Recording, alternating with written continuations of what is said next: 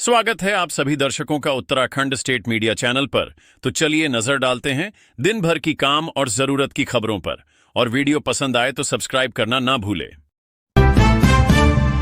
Yamunotri highway पर स्याना चट्टी में बैली bridge तैयार, 1 सप्ताह बाद मार्ग हुआ बहाल।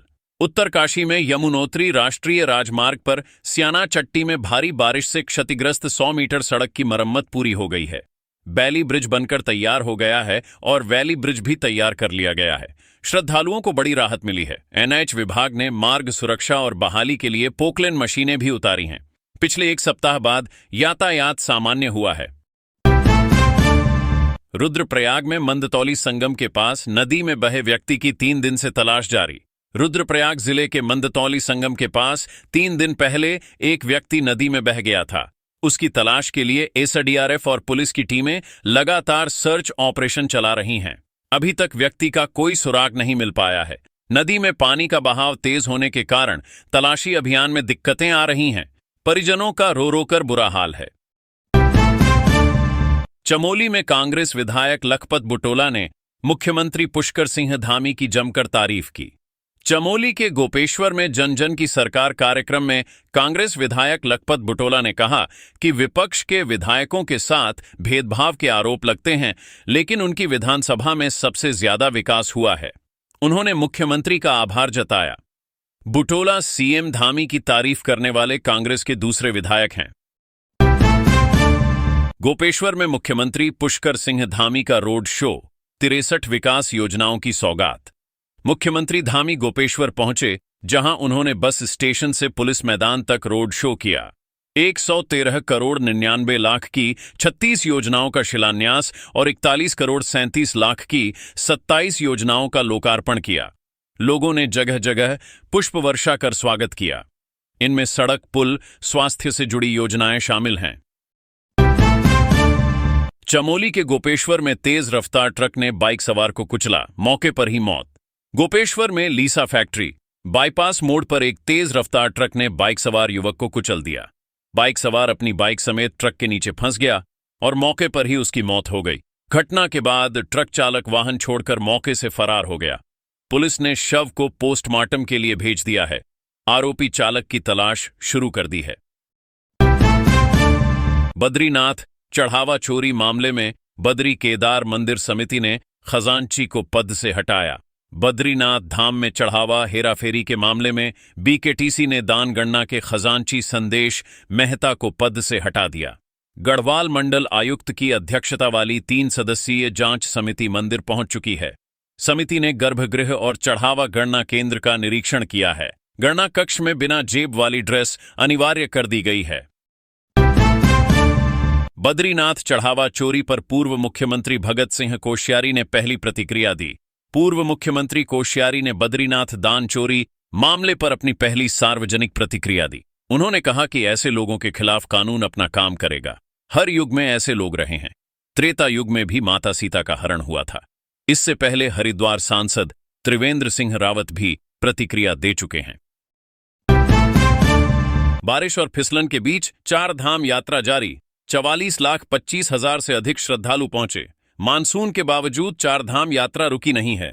बद्रीनाथ में 14,75,000 से अधिक श्रद्धालु दर्शन कर चुके हैं। केदारनाथ ने 14 लाख का आंकड़ा पार किया है।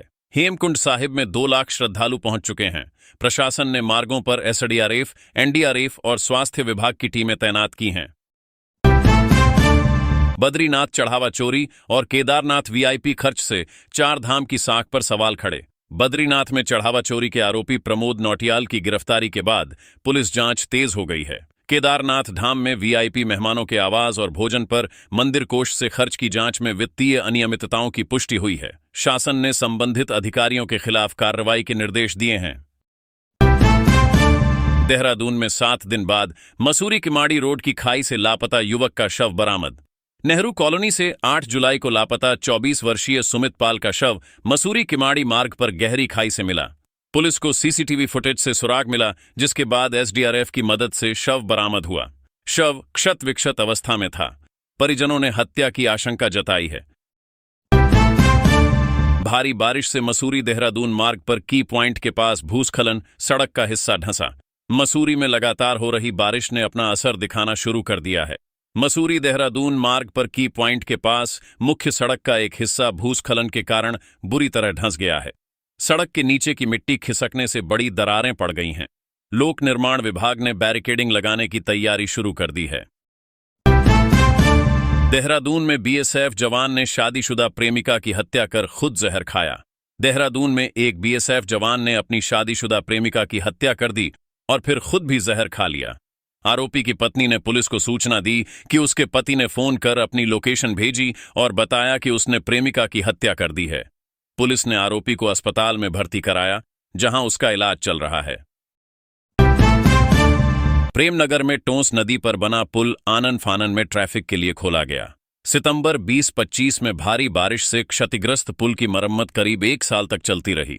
अस्थायी ह्यूम पाइप पुल 11 जुलाई को टूट गया, जिसके बाद विभाग को मुख्य पुल खोलना पड़ा।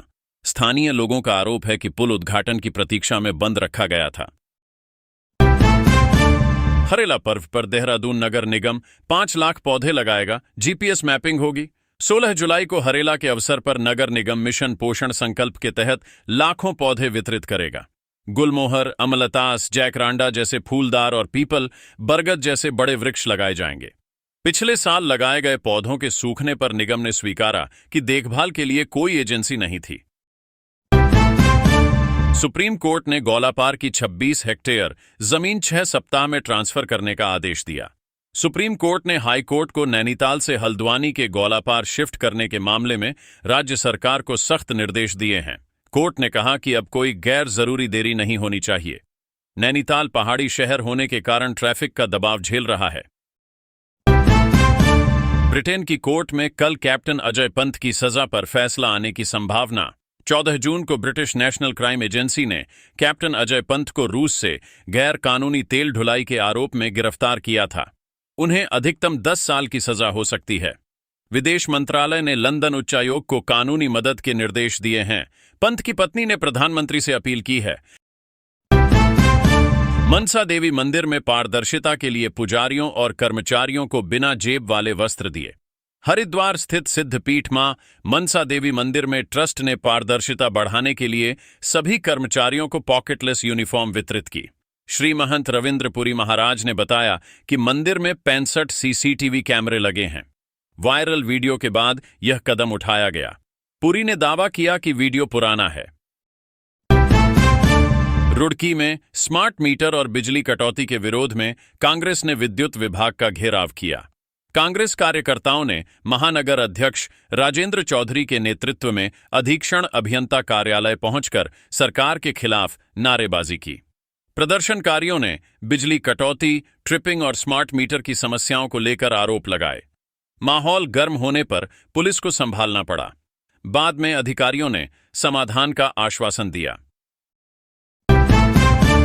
हरिद्वार कांवड़ मेला 30 जुलाई से शुरू होगा। डीजीपी ने सुरक्षा व्यवस्था की समीक्षा की। 11 अगस्त तक चलने वाले कांवड़ मेले के लिए पुलिस ने कमर कस ली है। एटीएस, बम निरोधक दस्ता, एसटीएफ और एसडीआरएफ 24 घंटे मुस्तैद रहेंगी। ड्रोन और सीसीटीवी से निगरानी की जाएगी। साइबर कमांडो की टीम सोशल मीडिया पर पैनी नजर रखेगी। हरिद्वार में महिलाओं से छेड़छाड़ के आरोप में हरियाणा के 2 युवकों की भीड़ ने पिटाई की। हरिद्वार के खड़खड़ी क्षेत्र में हरियाणा से आए युवकों पर महिलाओं से अभद्र व्यवहार का आरोप लगाकर भीड़ ने उन्हें पीटा। लोगों ने कपड़े फाड़ने की कोशिश की और महिलाओं ने भी थप्पड़ मारे। घटना का वीडियो सोशल मीडिया पर वायरल है। पुलिस ने दोनों युवकों को थाने ले जाकर जांच शुरू की। हरिद्वार में चोरी के शक में एक युवक की भीड़ ने पिटाई की। घटना का वीडियो वायरल।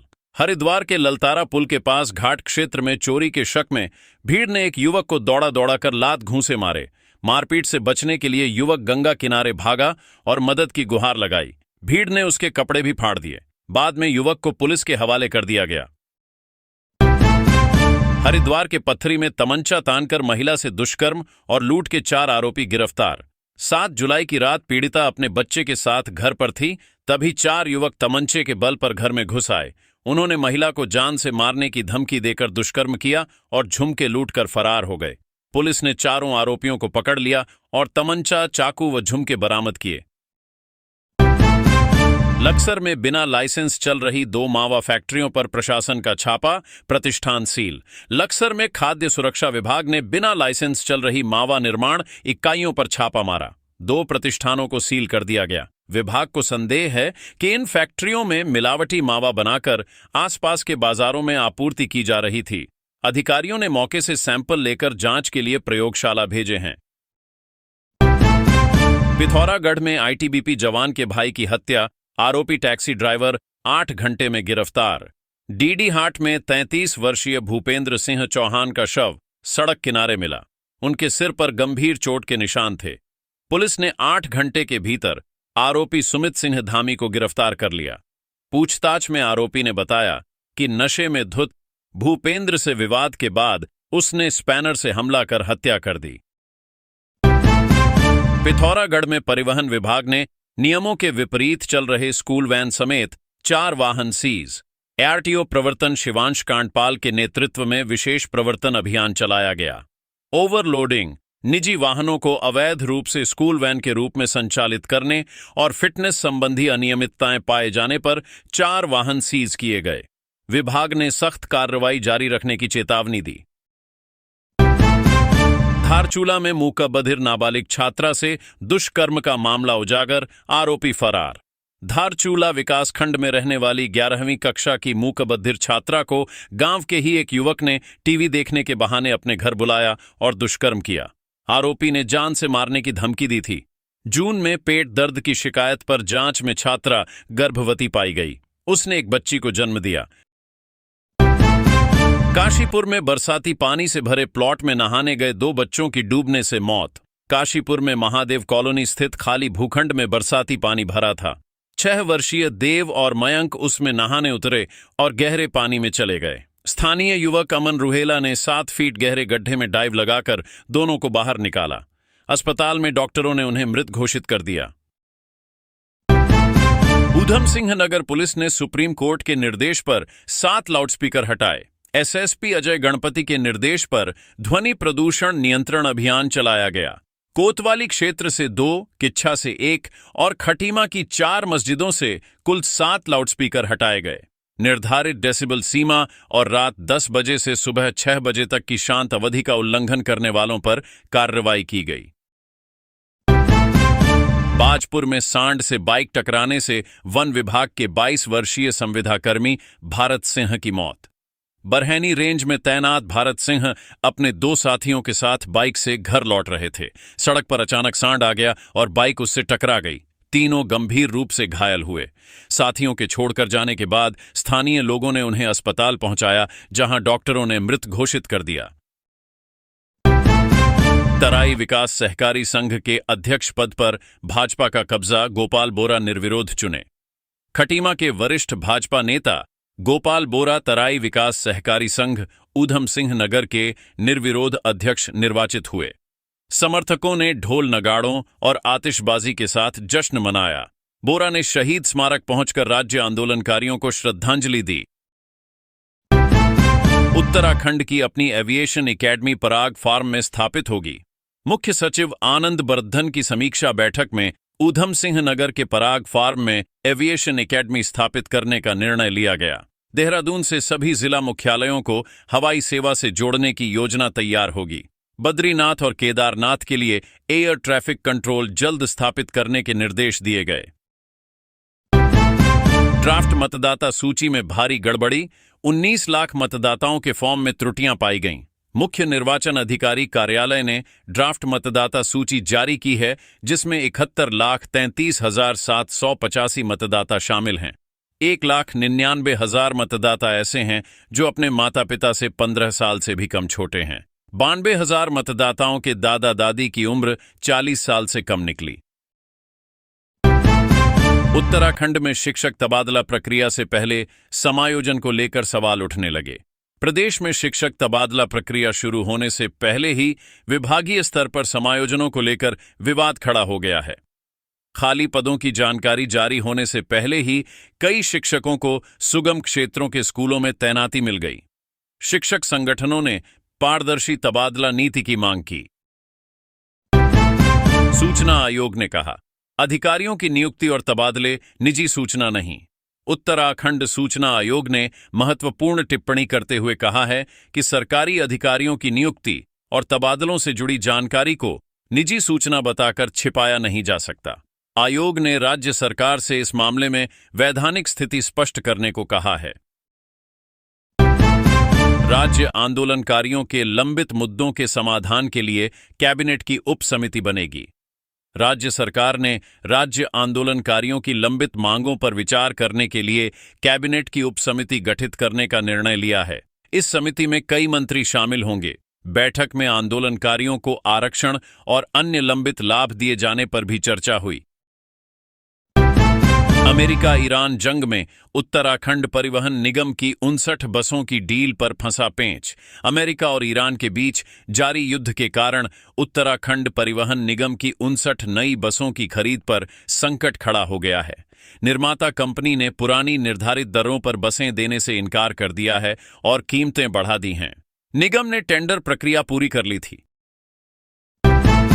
प्रदेश के सभी 9 जिला सहकारी विकास संघों में भाजपा समर्थित प्रत्याशी निर्विरोध निर्वाचित।